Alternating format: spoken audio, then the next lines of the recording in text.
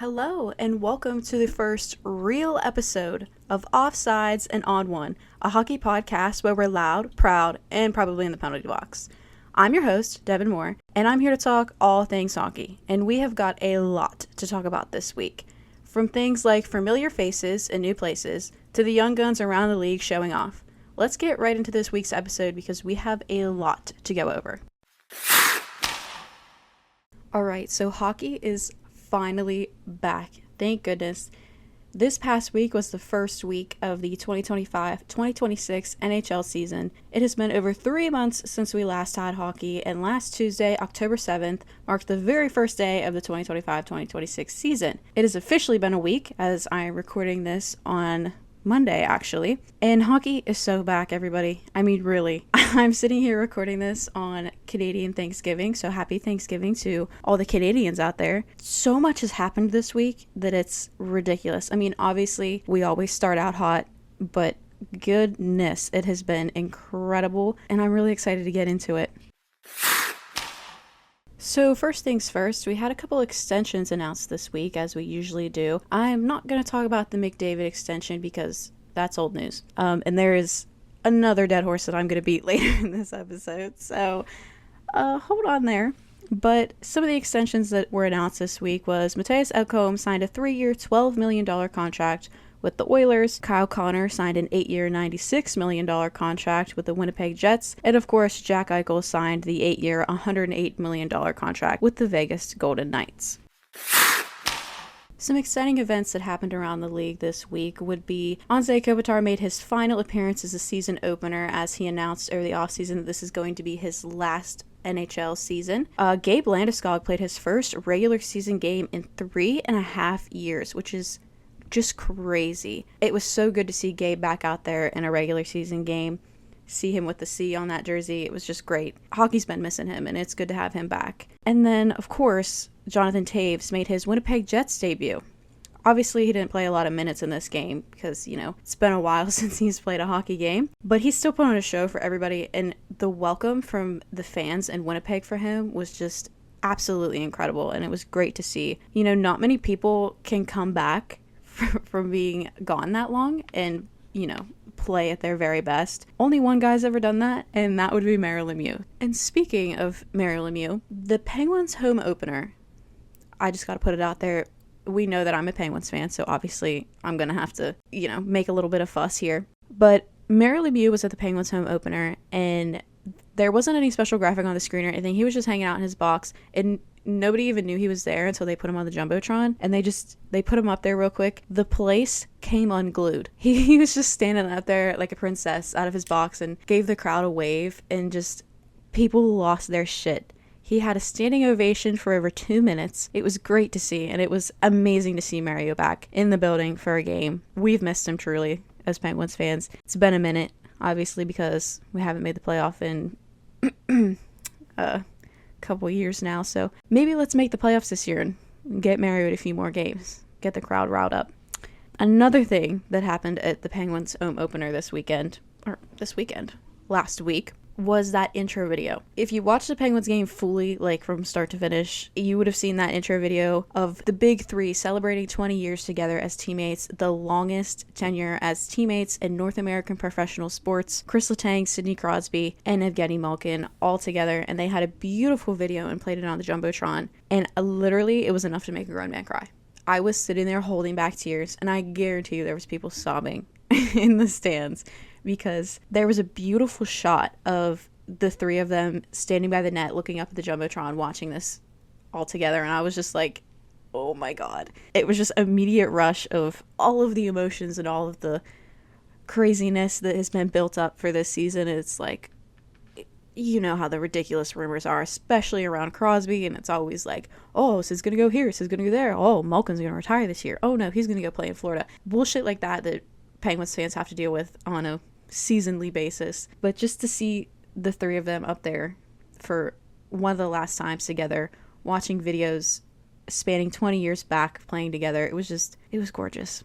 And now I just have one more thing to talk about with the Penguins, and then I'll shut up for a little bit until later. The Penguins also at that same game, wow, look at me talking about the same game for 2.5 minutes, revealed their third jerseys. I personally think these are gorgeous in one of the best third jerseys we've ever had. I did see a lot of people on social media agreeing with that, but also some people absolutely despising them. I feel like this is a jersey where you either love it or you hate it, and there's certainly no in between, but I love it.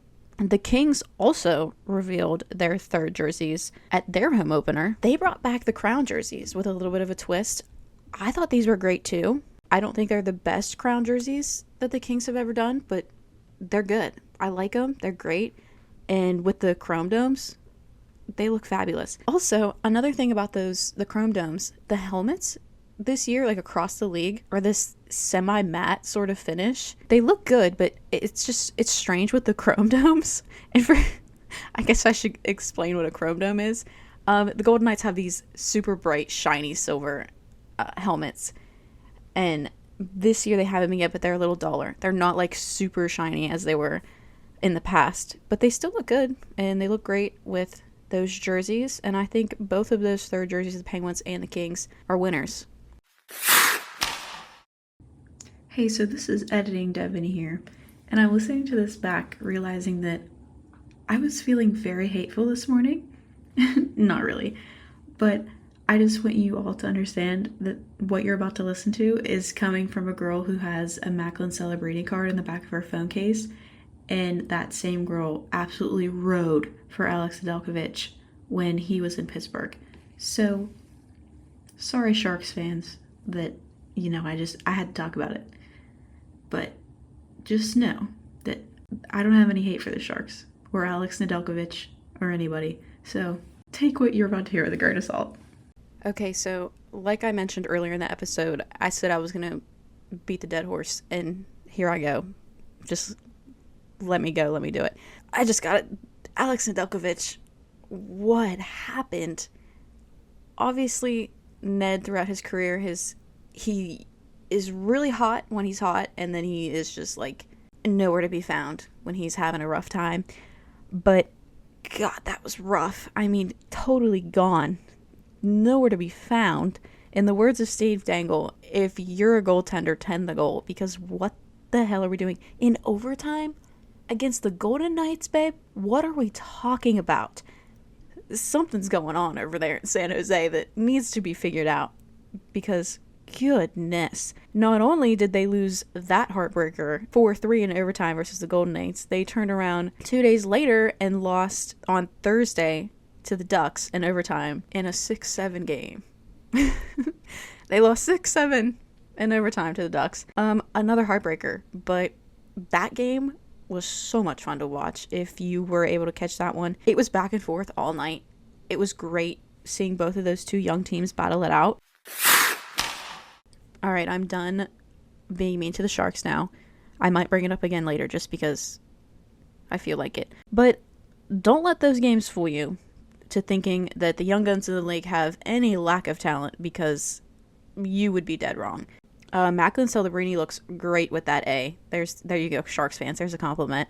He has been putting on a show, him and Will Smith and Tyler Toffoli over there. I mean, Tyler Toffoli's not a young gun, but sorry. Sorry, Tyler. But Will Smith and Macklin Celebrini have been putting a show on over in San Jose despite those losses. Connor Bedard and Frank Nazar have been off to a hot start in Chicago. They have been looking great. Ben Kindle, Harrison Brunick, and Matthew Schaefer all scored their first NHL goals this week. It's just been incredible. I mean, again, woohoo, Penguins fan over here. Ben Kindle and Harrison Brunick, they might just be the second coming of Christ here in Pittsburgh. I sure as hell hope so. As many Penguins fans, I'm sure hope so. Not going to get too crazy yet, but those two have been great. They've been so much fun to watch. It's been amazing to see some actual young players on the Pittsburgh Penguins. Okay, so now I'm going to go ahead and get into my game of the week. This week, I have an honorable mention, actually, and not to bring it up again. Sorry, Sharks fans, but it's going to be that game between the Sharks and the Ducks on Saturday night. The Sharks lose in overtime, obviously, but that game was so much fun to watch. They went back and forth all night. I mean, as soon as the Sharks scored, the Ducks came right back. Both the goalies, despite the goal count in this game, played pretty well. I thought they were fun to watch, and it was great to see those two young teams battle it out like that. But my real pick for game of the week is going to be Stars versus Avalanche. That game on Saturday, that shootout thriller was incredible. I'm a big goalie fan. I'm always pulling for the goalies. And Jake Ottinger, he's not real. There's no way. He made 35 saves in that game. A ridiculous save on McKinnon in the shootout. It was just incredible to watch. Otter stands on his head every night. I mean, he goes out there and puts on a show every night. But specifically this game was just incredible. And of course, Mikko Rantanen haunting the Avs with that shootout winner. I mean, it was great. That goal put the Stars on top with a 5-4 win. That whole game was incredible. Just those two powerhouses of hockey battling out, and Otter put on a show for us that day. In other news, this is just a little random thing that I saw circulating social media recently. Gary Bettman teased the Winter Classic in Buffalo at the Bills' new stadium for 2028 for the Winter Classic's 20th anniversary. And honestly, if he's going to keep it like true 20th anniversary, run it back like the beginning and do Penguins Sabres, we're so back, folks. Welcome back, the Pittsburgh Penguins playing the parade. If we get a Winter Classic, an outdoor game period, honestly, I know we've gotten a lot. The Penguins have gotten a lot in the last few years, but run it back. Like, run that game back in Buffalo. Do it on a weekend where it snows, and hockey's back. Hockey's already back, but it'll be extra back if we go ahead and throw an outdoor game in Buffalo, Penguins Sabres in the snow. I mean, classic full all-out brawl. Run it back, Gary. Please do something. But yeah, I mean, do you guys think that we're going to see a 2008 Buffalo Penguins rematch? And if so, who's taking that one? I mean, we're not sure what the teams are going to look like in 2028, but Buffalo, I know that Crosby goal still haunts you, so I'm sure they would be pulling to win that game. But, you know, you can only stop Sidney Crosby so many times. So. But fingers crossed that's what we get, because that would be incredible for hockey, and it would just be so much fun to watch. I also want to throw something in while I'm in this little miscellaneous segment of the show. Obviously, we know that the NHL dress code is no more. The players have no dress code when they walk in and out of the arena anymore. Used to be, you know, formal, suit and tie, looking nice. But there has been some absolute stunners this week when it comes to outfits. Of course, I got to bring up Patrik Laine. He always looks great. He's always best dressed. So he's an obvious shoe-in here. But I got to talk about Kevin Lankinen's outfit. The Flying V jacket was gorgeous. I mean, like, I don't care about the Canucks. I don't not like the Canucks, but I don't care about them. But this jacket is so cool. If you don't know what I'm talking about, please go look it up on social media, or maybe I'll throw it in the video here. But like, this jacket is amazing, and he makes it look great. Patrik Laine has put on some incredible fits the past couple days. Like I said, he's always the best dressed with those hats and sunnies and everything he does. But just gotta mention him. The one day he wore like a not suede, what do you call, like a crushed velvet emerald green tracksuit with a striped shirt.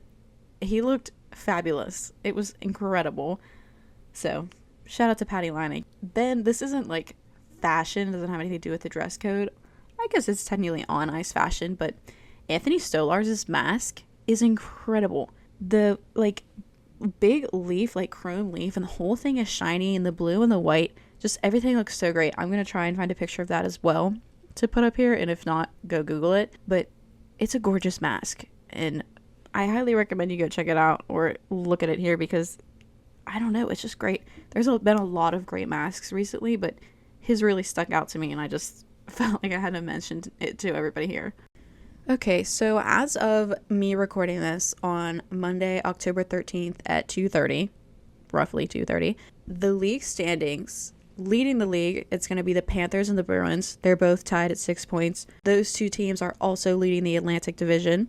In the Metro, we have a four-way tie between the Canes, Caps, Pens, and Rangers. They're all tied with 4 points. In the Central, we've got the Avalanche leading with 5 points. And then finally, in the Pacific, we have another tie between the Kraken and the Vegas Golden Knights with 4 points. Honestly, there's games on right now as I'm recording this. Obviously, like I said, it's Canadian Thanksgiving, so there's games on throughout the day.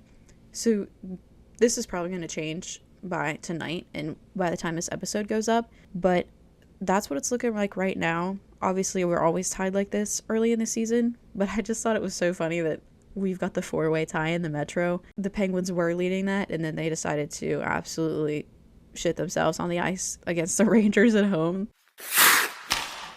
Okay, folks, so now we're going to go ahead and get into my winners and losers of the week. If you listen to the last mini episode, I sort of explained this a little bit, but basically what this is going to be is my picks for winners and losers of the week, and it can be anybody. It can be players, it can be team staff, it can be fans, it can be moments, plays, saves, anything.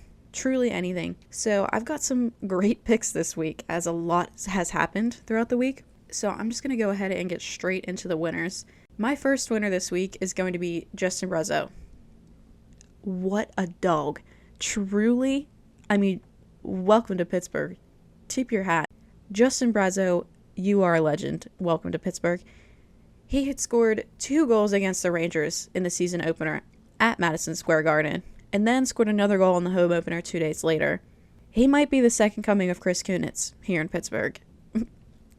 Alright, that might be a little far, but he's pretty great. And it's absolutely great to see a player like him just pop off in the beginning of the season.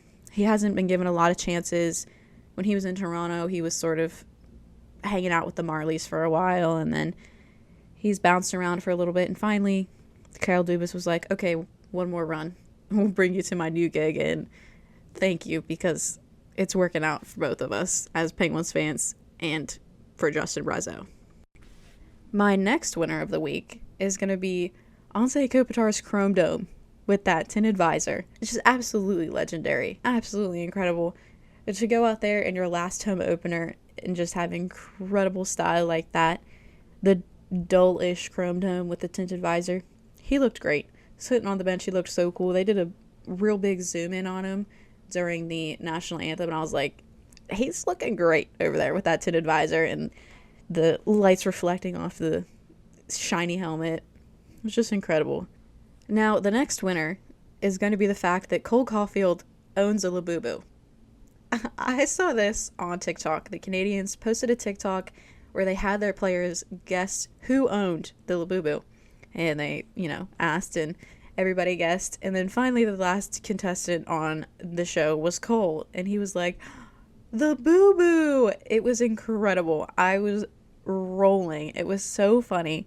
And I just think that, I don't know why it's so funny to me, the fact that Cole Caulfield has a Labubu. Because honestly, if I were to pick anybody on the Habs that would have one, it would be him. But it was just so funny. And I was just sitting there thinking to myself, what? It's a bright red, like shiny, glittery-eyed Labubu. Like, what is he putting that on? Is it on his keys? Is it on his backpack? What are we doing? Where are we putting that, Cole? Let us know. let the fans know. This is real insider journalism. This is what we want to know.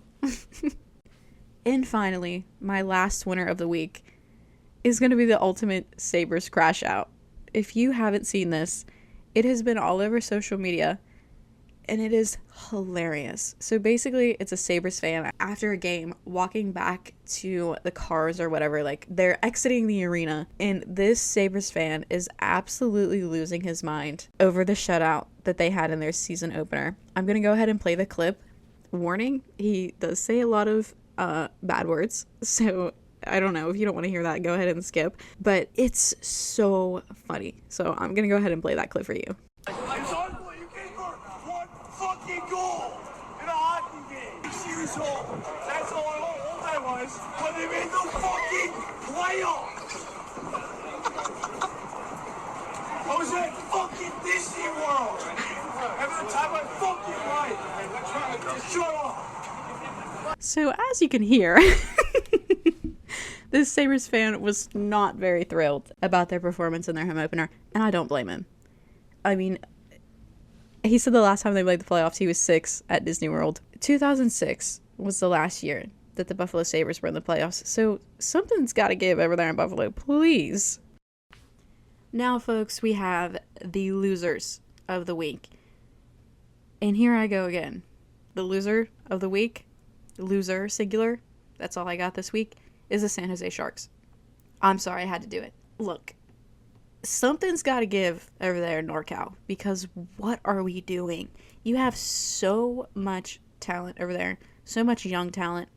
Let's figure something out in net, boys. Please. I like to watch the Sharks. I like Macklin celebrating. I like Will Smith. They're so much fun to watch. The Sharks' top line is so fast and so much fun to watch. But please, let's switch it up. I don't know what it's got to be. I mean, clearly, goaltending is one of their issues. But other than that, they look great. But God, the Sharks are the ultimate losers of this week. And I'm sorry. Next week, I'll be nicer to the Sharks, I promise. I don't know. Just keep harping on the Sharks. But goodness, really?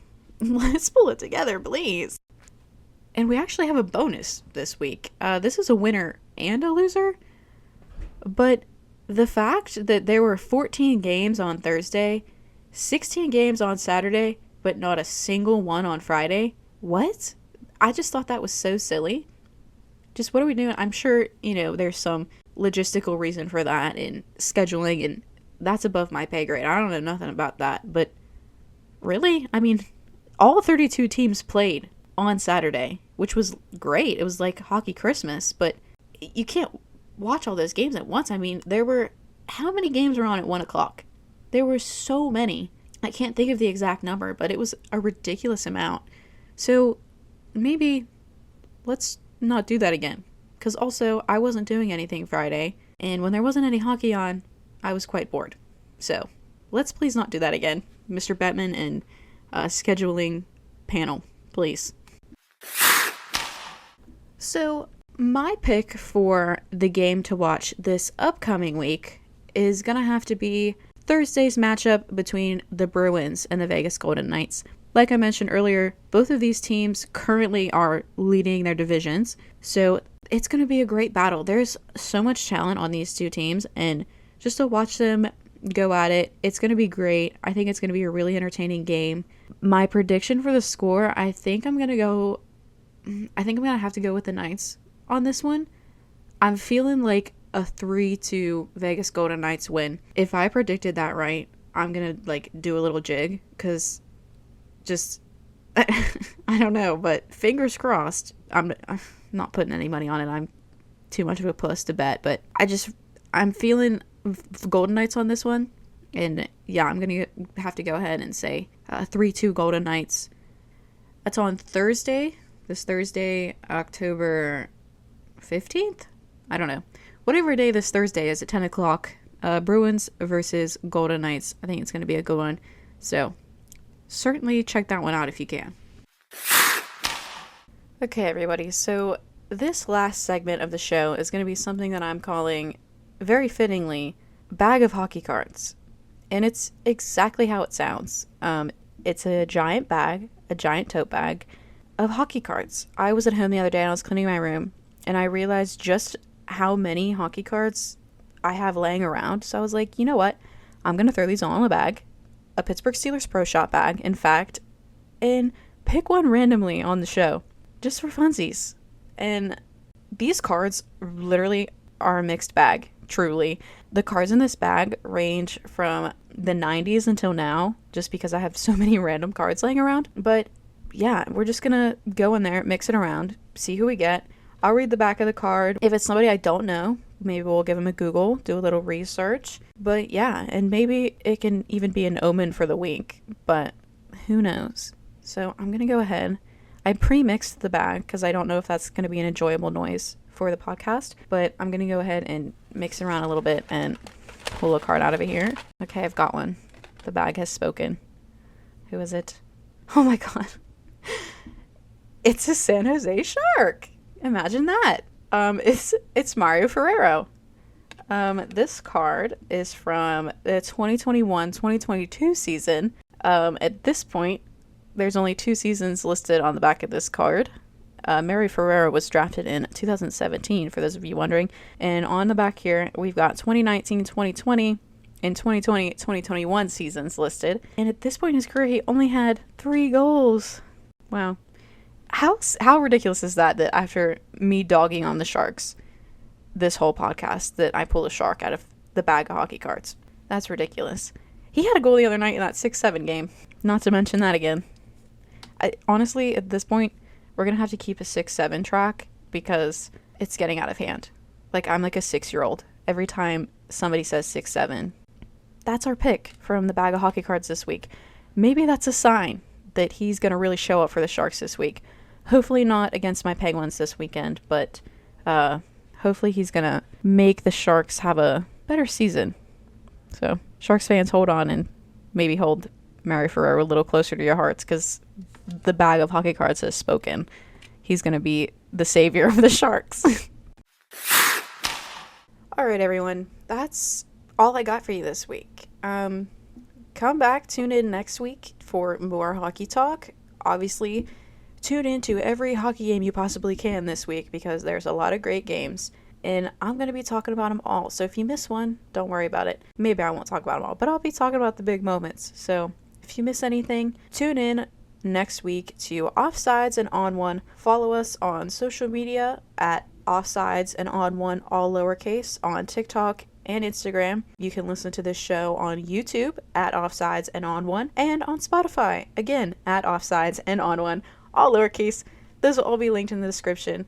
Thank you so much for listening. This has been a really fun first episode, and I hope you tune back in next week. That's all for me, folks. I'm your host, Devyn Moore, and this has been the first episode of Offsides and On One.